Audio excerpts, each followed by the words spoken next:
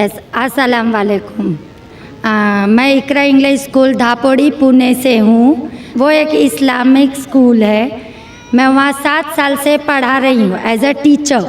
And सब मुसलमान बच्चे प्लस उसमें क्रिश्चियनिटी है, हिंदू है, सब टाइप के बच्चे वहाँ पढ़ रहे हैं।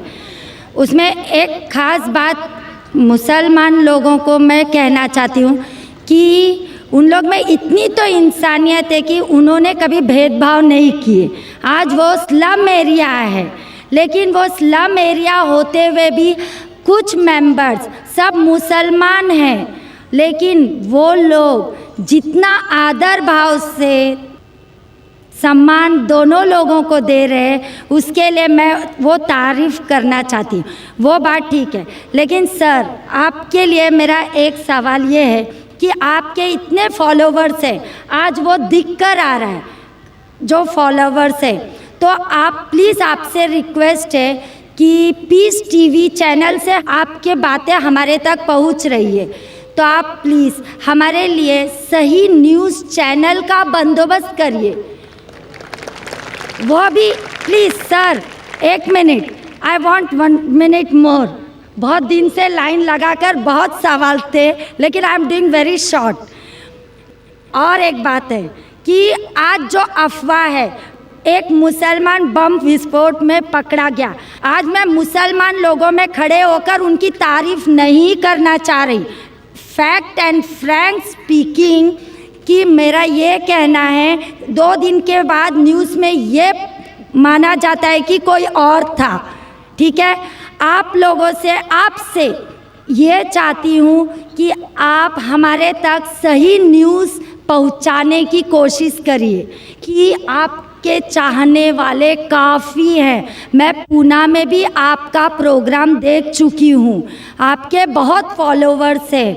मैं 7 ईयर्स से इकरा इंग्लिश स्कूल में पढ़ा रही हूँ। बहुत सारी मिसअंडरस्टैंडिंग थी, लेकिन अल्हम्दुलिल्लाह सब दूर हो गई। आज मैं सब दुआ जानती हूँ। I am from a Brahmin family, but I don't want to take a time, so I thank Iqra English school Dhapodi Pune, जो वो गरीब लोग आज इतना काम कर रहे हैं, वो मुझे उनको थैंक्स कहना चाहती हूँ। बस, okay, thank you very much.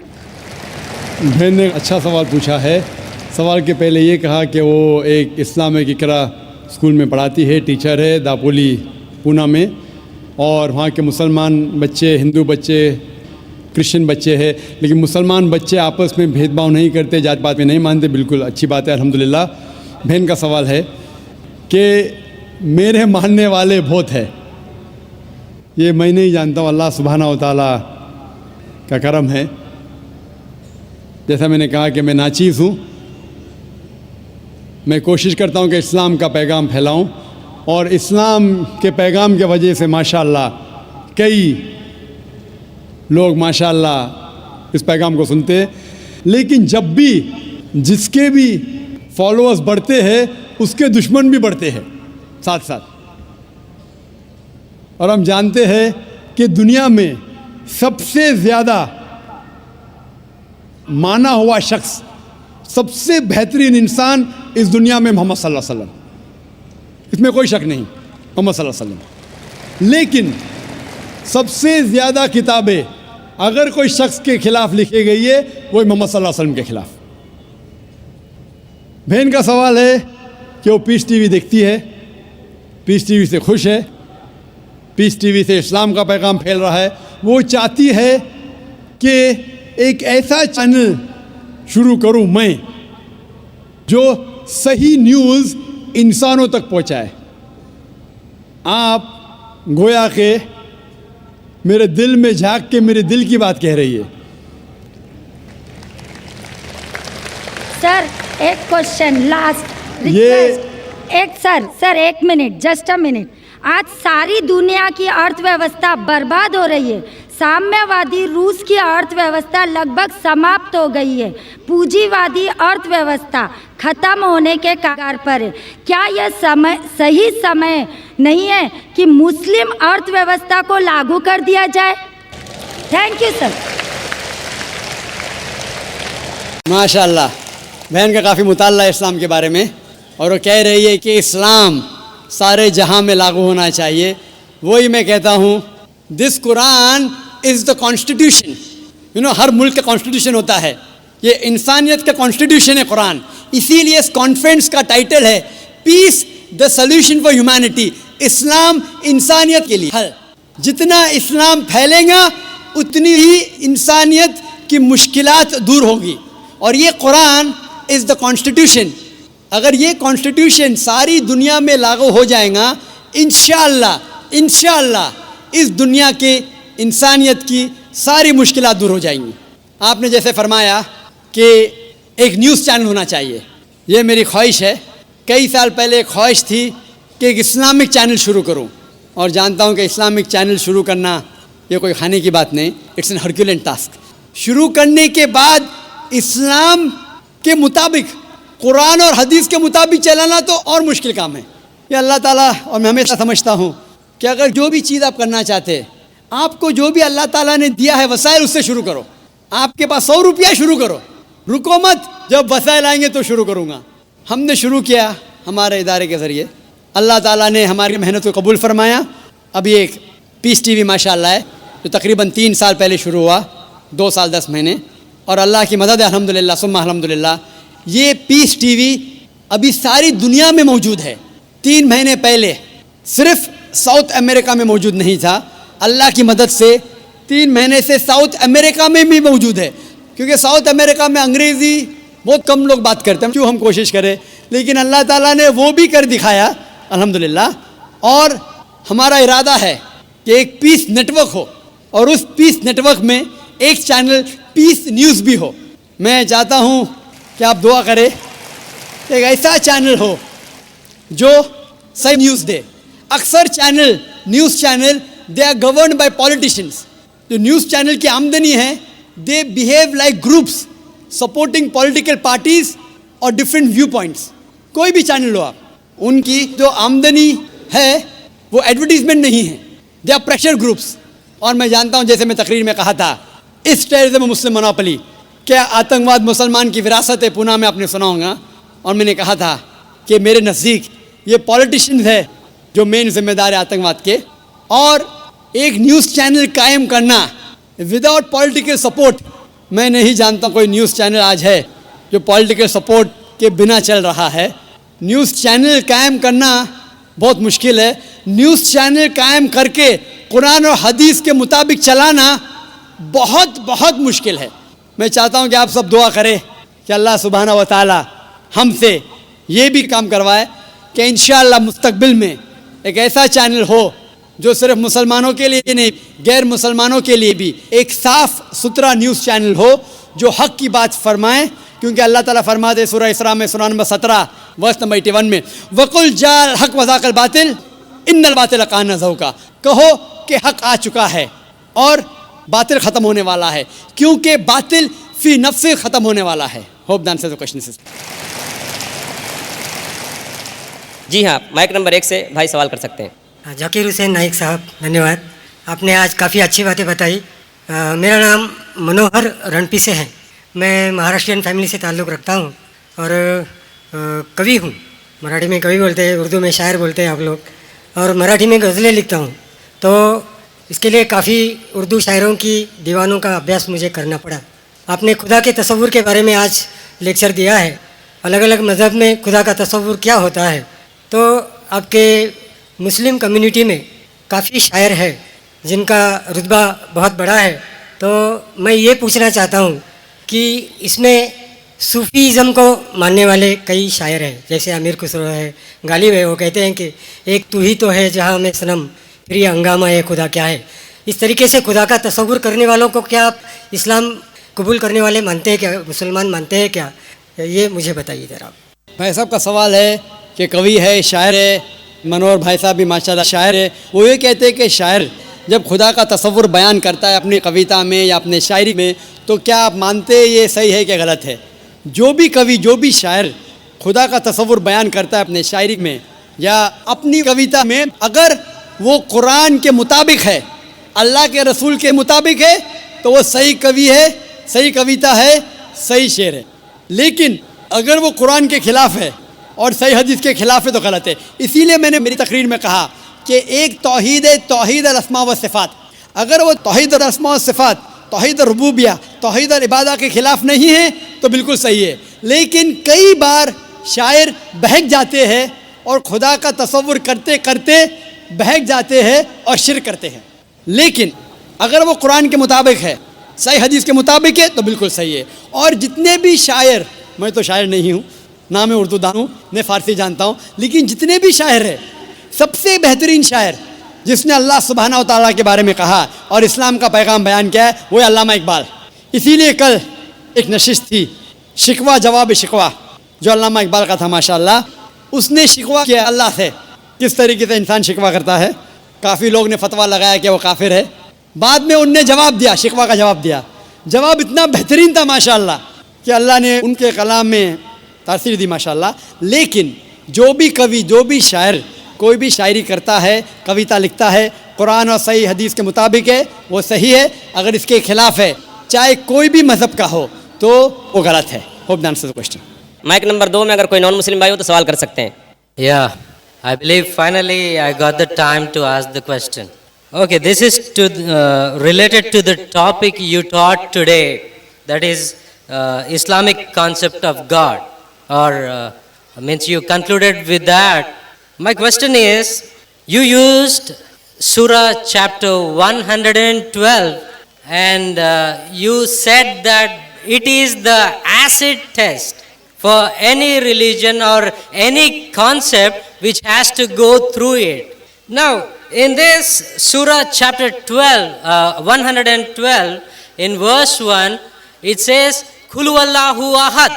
Now, as I was doing research on this word ahad, it doesn't mean only one. It means one of. Because the same word was used in different verses in the Quran to say one of, not only one. For example, in Surah chapter 2 verse 136, it says any one of ahadin. Surah chapter 2 verse 285, it says any one of ahadin, any one of his messengers. Any one of was translated from the Arabic word ahadin. Yeah, my question is that it is a deliberate mistranslation. And second question is... Brother, one question at a time because time is limited. Please may I know your name? Peter. Peter भाई ने माशाल्लाह अच्छा सवाल पूछा है और मुझे खुशी है कि आप कुरान पढ़ रहे हैं। मुझे कोई गिला शिकवा नहीं, भले आप कुरान में गलतियां निकालने के लिए पढ़िए, मैं बहुत खुश हूँ। आप कुरान पढ़ेंगे तो ही पता लगेगा कुरान कितनी पाक किताब है। भाई साहब का सवाल था जो सूरह इखलास, सूरा नंबर 112 जो मैंने बयान किया, लिटमस टेस्ट फॉर थियोलॉजी, उसकी पहली आयत है कुल हुवल्लाहु अहद, कहो कि अल्लाह एक है। ये कहते हैं अहद की मानी एक नहीं है, अहद की मानी है वन ऑफ देम, एक नहीं है, वन ऑफ देम है। It is not one, it is one of them. और वो हवाला दिया सूरह बकरा के सूरा नंबर 2 और कई हवाला देते टाइम पे ये कहा, जब आप सूरह बकरा की आयत बयान कर रहे थे उसमें लिखा था अहदिम, अहदिम इज़ वन ऑफ, अहद इज़ ओनली वन। तो आप खुद भले आप अरबी नहीं जानते, कुरान में लिखा है सूरह इखलास सूरा नंबर 112 आयत नंबर 1, कुल हुवल्लाहु अहद, वहाँ है अहदिम, तो God is one. When you add ahadim, it is one of. तो ahadim means one of, ahad means one. तो आप खुद जानते हैं कि दोनों अल्फाज, the first सूरह इखलास chapter 112 verse number 1 says कुल हुवल्लाहु अहद, say there is Allah one and only, कि अल्लाह सुब्हानहू व तआला एक है। अहदिम में is one of, तो दोनों लफ्ज़ में एडिशन है, सूरह बकरा में एडिशन है, इसीलिए उसके मानिए one of them. Ahad means only one and nothing else. Ahad means one of them. तो आप भले अरबी नहीं जानते, ये जान सकते हैं कि दोनों अल्फाज हू बहू वो ही नहीं हैं। The first part Ahad means one and that means only one God. Hope that answers the question. Mic number 3 में कोई खातून हो, सवाल कीजिए। जी सिस्टर। एंड अस्सलाम वालेकुम, मेरा नाम अर्शिया अंसारी है। पहले मेरा नाम प्रीति सेठी था। I used to belong to a Punjabi family. मैं आज की डेट में दावा कर पाती हूँ अपने फ्रेंड्स से, कलीग से, I am a sports teacher, But when it comes to the goddess Vaishno Devi or Sherwali Mata, I get really no answer for it. Can you please help me to put dawa for Vaishno Devi and clear my concept also? Thank you. बहन का सवाल अगर मैं सही समझाऊँ, आपने कहा कि आप दावा करते हैं इस्लाम कबूल कर चुके हैं, माशाअल्लाह, अल्लाह आपको हिदायत दे, अल्लाह आपको ज़्यादा खैर दे। आपका सवाल है कि वैष्णो देवी के मानने वालों से कैसा दावा करूँ? हाँ आपका जी, सवाल क्या है? उनके मानने वालों से। मानने वालों, क्योंकि आपने कहा कि वैष्णो देवी से कैसा आप दावा करें। वैष्णो देवी मिलेंगे तो दावा कर सकेंगे, नहीं मिलेंगे तो कैसा करेंगे? जिस तरीके से मैंने आज मेरी तकरीर में मेरा एक हिस्सा था खुदा का तसव्वुर हिंदू मज़हब में, इस मज़हब में आप बोलिए कि आप जब वेद पढ़ते हैं, वेद में लिखा है यजुर्वेद चैप्टर नंबर 32 श्लोक नंबर 3 में न तस्य प्रतिमास्ति, उस ईश्वर की कोई प्रतिमा नहीं, कोई अक्स नहीं, कोई फोटोग्राफ नहीं, कोई पेंटिंग नहीं, कोई बुत नहीं, कोई मूर्ति नहीं, कोई स्टैचू नहीं। तो जो वैष्णो देवी जो गॉडेस है, इसकी मूर्ति हो ही नहीं सकती। ये जो उन लोग को मिलता है दूसरी किताबों जो हिंदू मज़हब के नीचे की किताबों में है। लेकिन जब भी कोई हिंदू मज़हब की किताब में टकराव होता है, वेद की बात और ऊंची होती है, ये सबसे ऊंची किताब है। तो वेद से जब देखेंगे, वेद में कहीं भी नहीं लिखा है कि ईश्वर की प्रतिमा है। हिंदू मज़हब में दो किस्म की किताब है, एक है श्रुति, दूसरी है स्मृति। श्रुति मतलब वो किताब जो ईश्वर की तरफ से आई हुई, स्मृति मतलब वो किताब जो इंसानों ने लिखी है। तो इंसानों की किताब में मिलावट हो चुकी है और इसमें कई चीज़ें हैं जो श्रुति के खिलाफ है। तो आप जब मुताला करेंगे, उनसे ये कहिए कि ये श्रुति में नहीं लिखा है। श्रुति मतलब वेद और उपनिषद। जब आप हवाला देंगे, जिस तरीके से मैं तकरीर में दिया हूँ, उस तरीके से इंशाअल्लाह आप अपने दोस्तों को ये दावत दे सकेंगे कि ईश्वर की कोई प्रतिमा नहीं, कोई अक्स नहीं, कोई मूर्ति नहीं, कोई बुत नहीं। Hope the answer the question. कोई प्रतिमा नहीं है, वहाँ पत्थर है। अगर वैष्णो देवी मंदिर जाएंगे, वहाँ कोई प्रतिमा नहीं है, वहाँ पत्थर है जिसकी पूजा की जाती है। प्रतिमा जब मैं कहता हूँ अक्स, चाहे पत्थर भी वो प्रतिमा में आ जाता है। पत्थर को पूजना हराम है। जिस तरीके से मैंने कहा यजुर्वेद में चैप्टर नंबर 40 मंत्र नंबर 9 में अंधात्म भविष्यन्ति या सम्मुति मुपास्ते, अंधकार में वो लोग जा रहे हैं जो लोग कुदरती चीज़ों की इबादत करते, चाहे वो हवा हो, आग हो, पानी हो, और वो लोग और घोर अंधकार में जा रहे हैं जो बनाई हुई चीज़ें, चाहे टेबल हो, चेयर हो, मूर्ति हो या पत्थर को तराशते हैं। ये सब की इबादत करना यजुर्वेद अध्याय नंबर 40 मंत्र नंबर 9 के हिसाब से हराम है। तो पत्थर की पूजा करना भी हराम है, इस्लाम मज़हब में हराम है, हिंदू मज़हब में भी हराम है। चाहे आप उसको तराशो या मत तराशो, इबादत सिर्फ करना चाहिए खुदा की, और उस खुदा का कोई अक्स नहीं, और आप उस खुदा को देख नहीं सकते इस दुनिया में, अपनी आँखों से उस खुदा को देख ही नहीं सकते। लिखा है बाइबल में, कुरान में भी, हिंदू स्क्रिप्चर में, अगर आप खुदा की बराबरी कोई भी चीज़ से कर सके इस दुनिया में, चाहे वो आसमान की चीज़ हो या इस धरती की चीज़ हो, तो वो खुदा हो ही नहीं सकता। Hope the answer the question. Mic number 1 से अगर कोई भाई हो सवाल करना चाहते हैं तो कर सकते हैं। नमस्कार जाकिर साहब, मैं एक हिंदू हूँ और टीचर भी। मैं मराठी अनुवाद का कुरान पढ़ रहा हूँ। उसमें लिखा है एक पुरुष अनेक स्त्रियों के साथ शादी कर सकते। और दूसरा मेरा सवाल है जी हाँ। और तीसरा मेरा प्रश्न है, पहला प्रश्न क्या है? पहला प्रश्न मेरा ऐसा है, नेचुरली एक पुरुष एक ही स्त्री को न्याय दे सकता है, लेकिन कुरान में लिखा है एक पुरुष एक से ज़्यादा स्त्रियों के साथ शादी कर सकता है। हाँ, स्त्री। हाँ, मैं सुनने में ना मैं जी हाँ। लेडीज। तो आपका सवाल है कि कुरान में लिखा है कि एक से ज़्यादा औरत से शादी कर सकता है इंसान। कर सकते। तो आप उसका जवाब चाहते हैं? और एक सवाल, काफ़ी लाइन लगी है, टाइम भी ख़त्म हो रहा है, कुछ चंद मिनट बाकी है। इस सवाल का जवाब भी बहुत ज़्यादा है। आपके पहले सवाल का जवाब दूंगा। भाई साहब ने पूछा है कि एक पुरुष, एक आदमी एक ही औरत से शादी करता है, लेकिन कुरान में लिखा है कि एक से ज़्यादा से कर सकते हैं, तो इसकी वजह क्या है? आप अगर दिगर मज़हब की किताब पढ़ेंगे, कुरान एक वाहिद मजहबी किताब है जिसमें लिखा है कि एक आदमी एक औरत से शादी करो। आप दिगर मज़हब की किताब पढ़ेंगे तो अक्सर मज़हब की किताब में लिखा है कि आप कितनी भी औरतों से शादी कर सकते हैं। जब आप पढ़ते रामायण, आपकी हिंदू मज़हब की किताब, रामायण में लिखा है कि श्री राम के वालिद की कितनी बीवियाँ थी? कितनी थी? बहुत से। दशरथ की कितनी बीवियाँ थी? लेकिन वो ठीक नहीं है ना, उनके थे। मैं ठीक नहीं क्या पूछता हूँ, कितनी बीवियां थी आपसे पूछ रहा हूँ, कितनी बीवियां थी? दशरथ को 4 थे। कितनी थी? 4। 4 थी। आप 4 कहते, चलो मान लिया मैं। 3 बीवियां थी। वो उसमें रामायण में ये नहीं लिखा है कि श्री राम के वालिद ने गुनाह किया, लिखा है? नहीं लिखा है। आप जब महाभारत पढ़ेंगे, श्री कृष्ण की कितनी बीवियां थी? कितनी थी? लेकिन ये ठीक नहीं है ऐसा मेरा अरे बोलने का श्री कहना कृष्ण है। ठीक नहीं किए, कैसे आदमी है? श्री कृष्ण को गलत बोल रहे हैं आप, संभालो भाई, हिंदू लोग आपको मारेंगे। श्री कृष्ण गलत कर सकते? श्री कृष्ण गलत कर सकते क्या नहीं? आपके मुताबिक श्री कृष्ण गलत कर सकते क्या नहीं? हम तो श्री कृष्ण को तो गॉड मानते हैं। लेकिन- गॉड मानते हैं, बिल्कुल सही। तो गॉड गलत कर सकता है क्या नहीं? गॉड गलत कर सकता है क्या नहीं? नहीं कर सकता। अच्छा, आपके श्री कृष्ण की कितनी बीवियां थी? बहुत से कितनी? बहुत से मतलब कितनी? 16,000 कहे। 16,000 ने 16,108 थे। एग्जैक्ट बोलिए। आप जब महाभारत पढ़ेंगे उसमें लिखा है कि श्री कृष्ण की 16,108 बीवियां थी, तो श्री कृष्ण के 16,108 रहती, तो मुसलमान की 4 क्यों नहीं रह सकती है? आप जब बाइबल पढ़ेंगे, बाइबल में लिखा है कि सुलेमान अलैहिस्सलाम की 700 बीवियां थी। बाइबल पढ़ेंगे, बाइबल के मुताबिक इब्राहिम अलैहिस्सलाम की 3 बीवियां थी। जो आप दिगर मजहब की किताब पढ़ेंगे, हिंदू मजहब, यहूद मजहब, ईसाई मजहब में आप कितनी भी बीवियां रख सकते।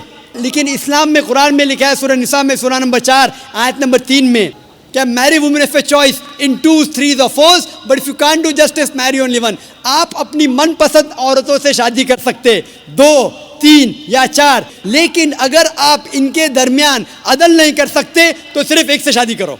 तो ये जुमला, सिर्फ एक से शादी करना, ये सिर्फ कुरान में लिखा है।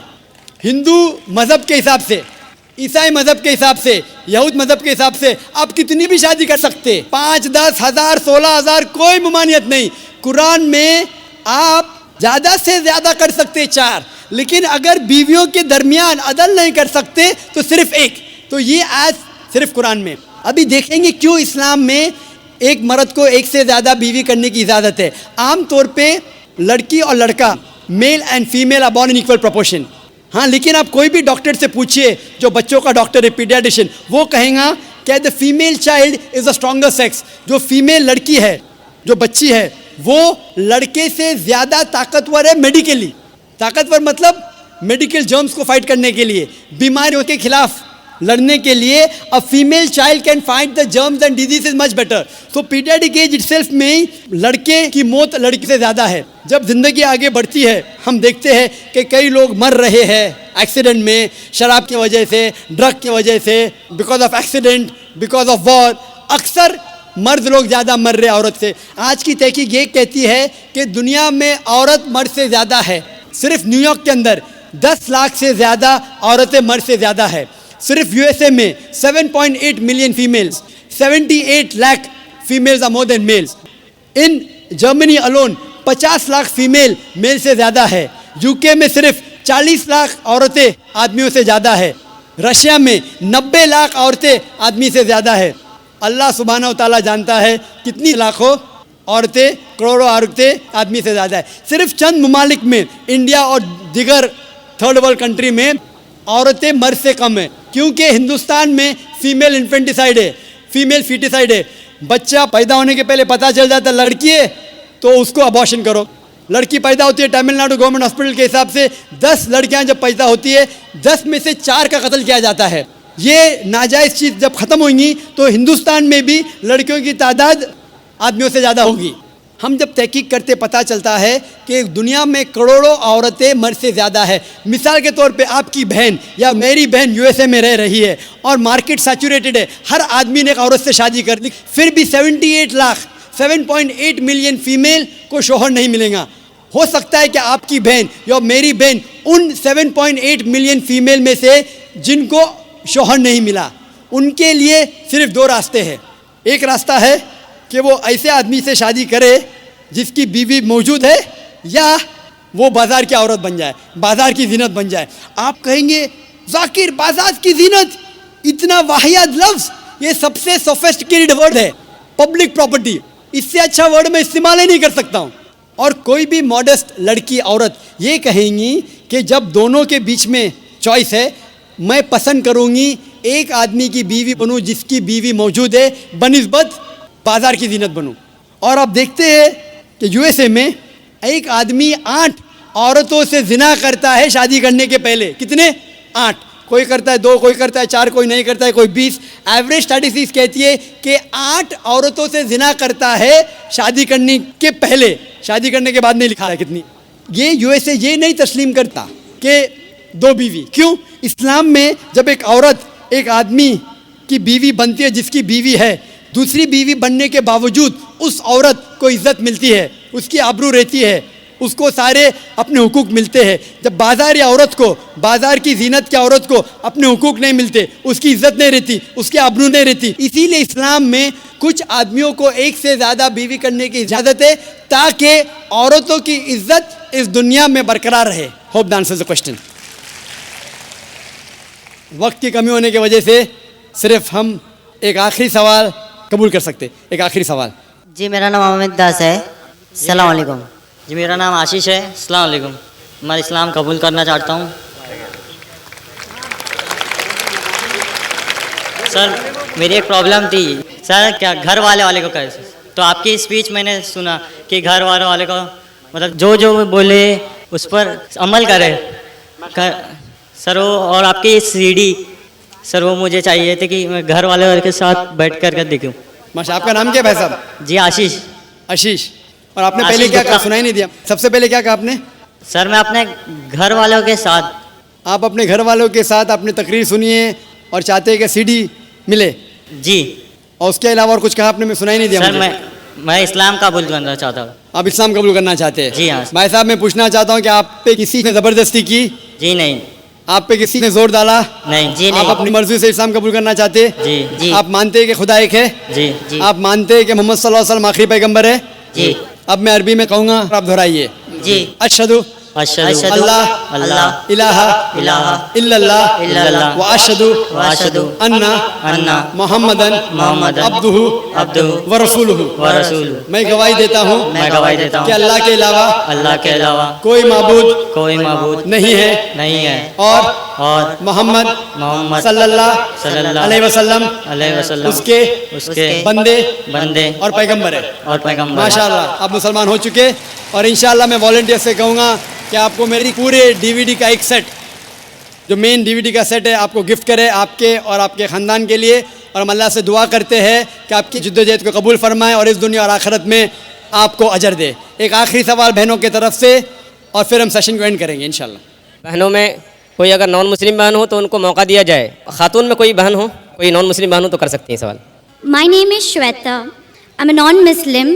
I've done my BSc. My question is related to shirk.